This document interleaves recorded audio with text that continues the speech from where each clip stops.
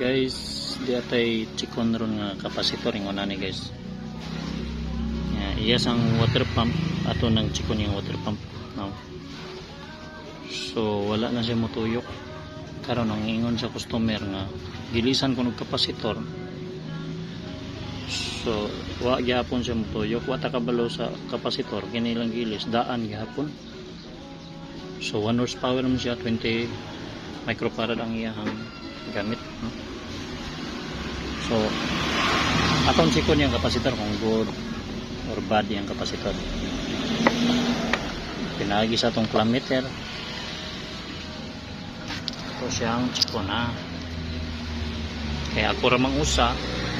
So 100 ron. So ayan tani guys kung kaya bagit guys.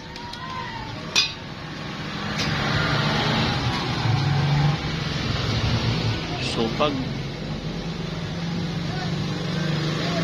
20 microfarad ganing kapasitor. Yan. Ato nang nakagisit na nato ang kilometer ha. Sa gyatong kuno. Testera. Ito na siya ang ituyok kay maglisod. Sige, tanawan nyo guys.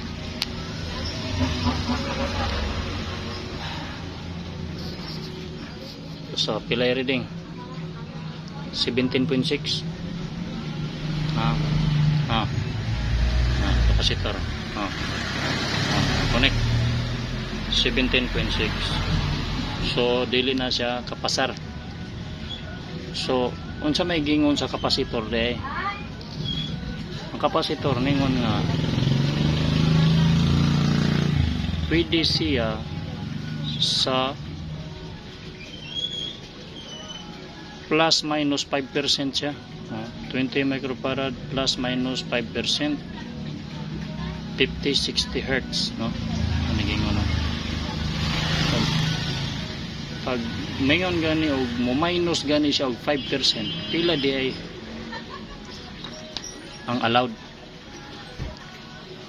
So kung ato na kwentahon guys, sa 20 o niya minus 5% equals to 1 na siya. So sa ato pa ang 20 minus 1 is 19 microfarad allowed na siya. So kini siya kay 17 naman lang. So wa na siya kapasar, din na siya kay start. Usa pa. Ha? Kini ang ilahang water pump atong gamitan na ning analog. Atong check niyang continuity kung naa ba siya ay continuity, nagsumpay ba ang connection sa ilahom or wala, open na ba. Kasi muna ni kini ang blue o brown. Ito itao na nga itong test probe.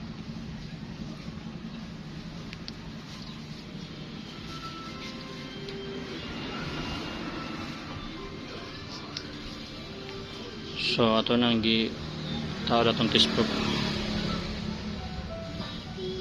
Ano? So naka-set na siya sa 1K atong paubsan guys. Kaya ang atong kamot mo na sense.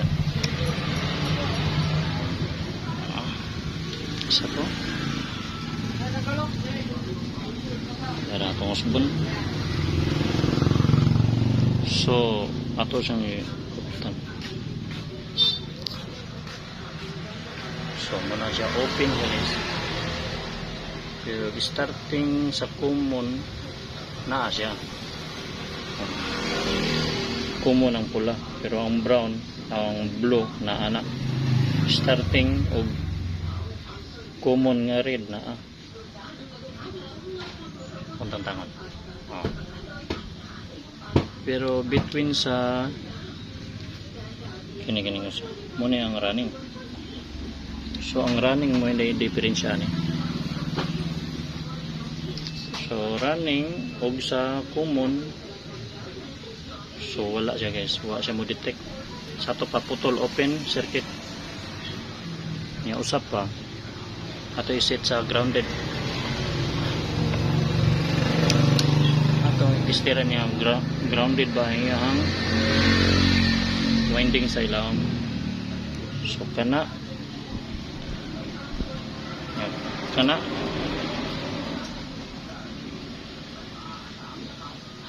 so na siya na reading guys. 5 ton ha. Okay, balik.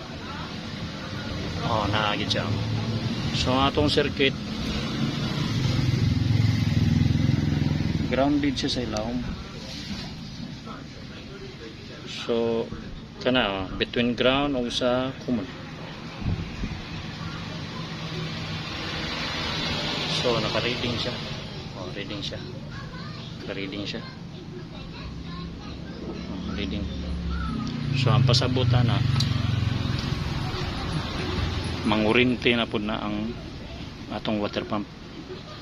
So ang advice na kuha ni kinahanglan na siya nga i-rewind. Unsa man siya nga water pump? Marflow. HP horsepower 1 kilowatt 0.75 20 microfarad mo na siya, sakto yung kapasitor pero weak. So ingon na pag-determine nga naay problema ang atong water pump, no, manong dili na siya motuyok kay usa kini weak nga grounded nga open windings. Salamat guys, sakto ra guys, mao na to guys.